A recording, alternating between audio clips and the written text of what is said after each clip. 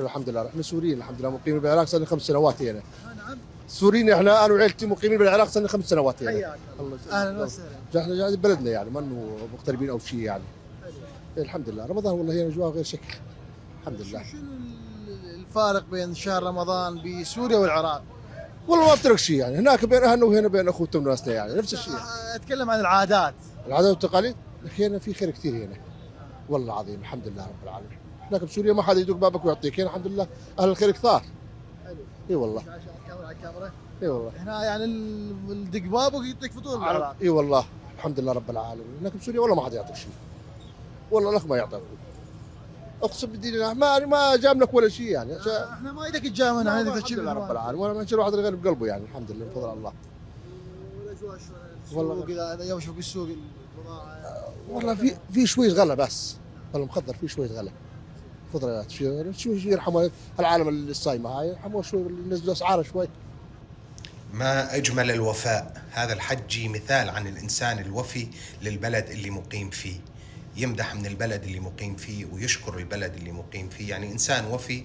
وهذا شيء جدا جميل ويحسب لهذا الحجي أنه عم يوفي للعراق، أنه ساكن بالعراق وعم يشيد بكرم أهل العراق والنعم من العراق وكرماء أهل العراق. بنفس الوقت ما أوسخ وما أقدر الإنسان اللي يطعن ببلده ويسيء لبلده مشان ينافق للبلد اللي مقيم فيه.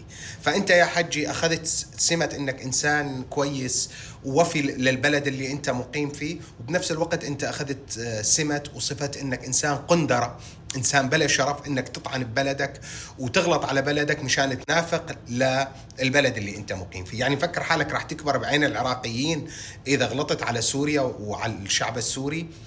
اصلا لو تشوفوا العنوان اللي حاطته القناه انه مواطن مقيم سوري يشيد بكرم وطيبة أهل العراق، معنى الكلام ماني حافظها حرفيا، وعكس سوريا ما حدا يدق بابك ويعطيك. أنت رايح تعيش عش هذا يعني مثلا بالعراق مثلا حجي مستني حدا يدق بابك ويعطيك، ولا كنت بسوريا عايش عش هذا وما حدا يدق بابك ويعطيك؟ لا بالله، طول عمرنا منوعين على الدنيا وإحنا يندق بابنا وندق باب العالم ونعطيهم. طول عمرهم السوريين برمضان خصوصا بمناطقنا وبالأرياف وبالمناطق مناطق الجزيرة العربية، وأنت مبين عليك عربي ما شاء الله حاط لي هالقندرة على راسك، فأنت تفهم تعرف انه بكل مناطقنا انه العالم تدق على باب بعض وتعطي بعض صبات وتصب لبعض وتسأل عن بعض برمضان وبغير رمضان. هذا موضوع اللي يدق بابك وينطيك موجود بسوريا يا حجي، بس انت عم تحاول تنافق للعراقيين، مفكر انه اذا غلطت على سوريا راح تكبر بعينهم. هي